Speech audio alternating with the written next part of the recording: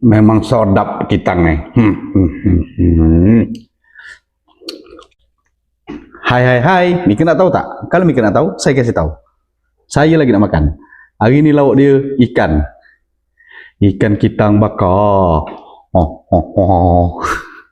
Okey saudara, sebelum makan jangan lupa cuci tangan. Cuci tangan. Jangan lupa baca doa. Baca doa. Bismillahirrahmanirrahim. Allahumma barik lana. Amin. Adulam. Petai. Okey saudara. Sedap ni. Sedap. Oh, curah kan sini sambal dia.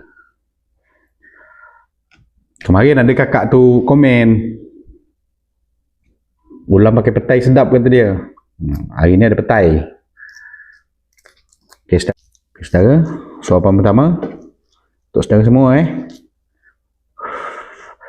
Panas nasi dia. Bismillah. Bismillah.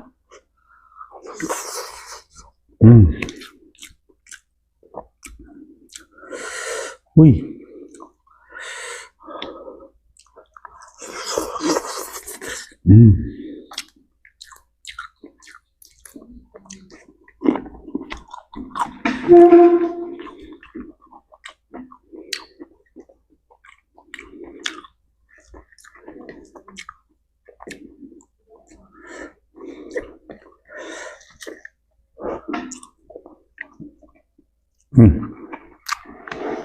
Sedap memang kitang